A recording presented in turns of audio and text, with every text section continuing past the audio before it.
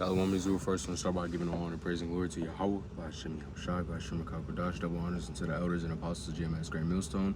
And shalom to all for like brothers out there. My name is Yeshai, and I'm doing a video talking about going into like the two-edged sword of the Lord. Right. So most of the time when you speak to somebody about this truth, you know, and they hear it, whether it be for them or not, you know, the words cut deep, you know. Whether they listen and take heed to the words, or whether they, you know, scoff at the prophets or scoff at whatever it is that they're hearing it from, you know, whether it be on YouTube and, you know, be the fucking keyboard warriors, or, you know, you're actually out on the highways and in the edges and they're actually sitting there scoffing at the prophets. Regardless of the fact that it's a dual-edged sword, which is greatly powerful. And it says Hebrews 4:12. For the word of the Lord is quick and powerful, and sharper than any two-edged sword, piercing even to the dividing asunder of soul and spirit, and the thoughts, joints, and marrow, and the discerner of the thoughts and the intents of the heart. Right? So because we know that this truth, you know, if you say it unto somebody, right, and it pertains to them a little too much, you know, which it's gonna pertain to them, because most of these people are Gentiles, you know, Gentiles being gentilis in the Greek, which goes into being a foreigner. A lot of our heritage has been stripped away from us, and gross darkness has been casted upon all the land and all these people, and they don't know the ways of the Lord. They don't know how to walk uprightly as a man.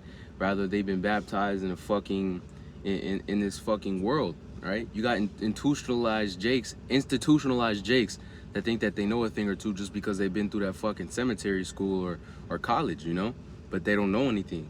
And that's why the apostles always say they err not knowing the scriptures. And it's even referring to the other camps, because they don't.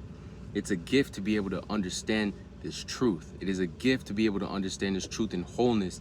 And you must understand that not everyone's going to get that. But let me get Sirach 22:19, and it says, he that pricketh the eye will make tears fall, and he that pricketh the heart will show her knowledge. And if you read that in the NLT, it says it'll show you her feelings, right? So whenever you prick at someone's heart, you know, you prick it with the sword, with the word, man, and then people's true colors will show, right? When I first came in this truth, my auntie, she you know, she turned her back on me and my family, you know, because we said that we were Hebrew Israelites, and she heard that word, and then she goes through all the YouTube videos that her you know, because she thinks she's educated. A lot of these people think that they're more educated than they actually are, you know, but they aren't. They don't know a lot of things.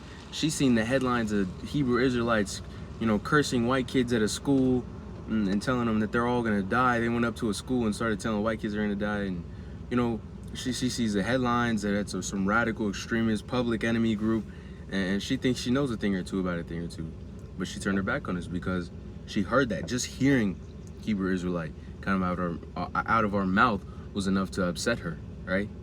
But hey, that's really just kind of how people are, man. If you tell them who you actually are, you know, and who they actually are, and what really is this and what really is that, and what nation is this and what nation is that, and you tell them the truth, they're gonna turn their backs on it, because a lot of these jakes have been doing that for a very long fucking time, man. But hey, man, the multitude are gonna perish which are born in vain, as the Lord has said.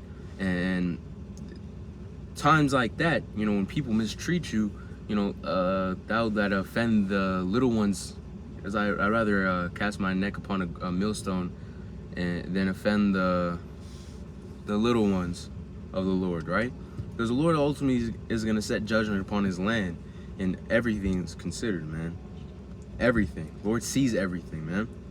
But we're getting Revelations 10:10, and it says, and I took the little book, you know, the Bible, out of the angel's hand and ate it up, and in my mouth it was sweet as honey, but as soon as I had eaten it, it was bitter in my belly. And he said unto me, thou must prophesy again before many people and nations and tongues and kings, right? Because when you receive this truth, you know, it's a true honor, but it comes with a cost, and a lot of people can't handle that. A lot of people come into the truth and immediately leave the truth because of how heavy it is, man.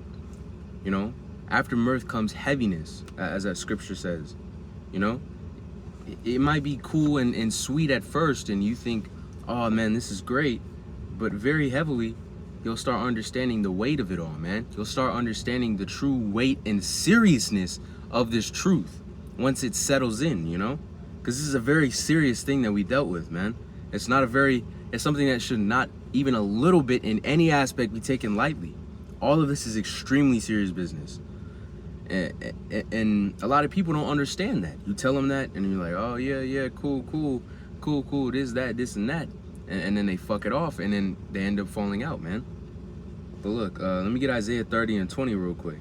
And it says, I'll start at 19, and I'll start at 20. And it says, through the Lord give you the bread of adversity and the water of affliction, yet shall not thy teachers be removed from the corner anymore, but thine eyes shall see thy teachers. Which is also proving that we need teachers in this truth.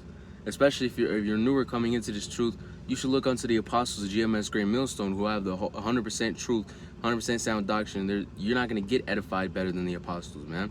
Because they err knowing the scriptures. They know the Hebrew. They know the history. They know the names. They know the places, man. They know it all. Because they have labored greatly, to be able to do the will of the Lord, man. And upon that, we got the elders and the camps that you should go into for edification.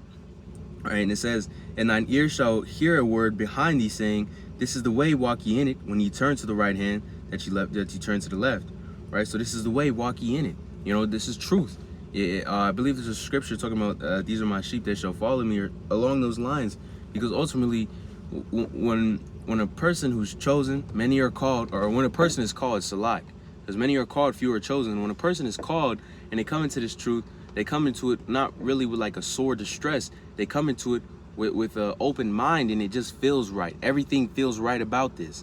Everything, all the dots are connecting. All the lines are, working in good cohesion, and everything's just good.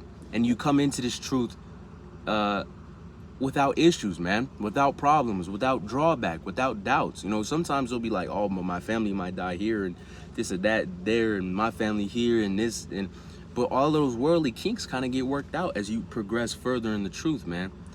But bottom line is the words that we have from yahawashi are extremely sharp, and many people aren't going to be able to receive this truth. Bottom line, even if you told it to them flat in their face, even if you broke down every scripture to them, even if you answered every question to them, a lot of these people want a fixed, closed mind. But I pray this lesson was edifying. I want to lastly give all honor, praise, and glory to Yahawah, bahasham, yahawashi, bahasham, quadash. Shalom.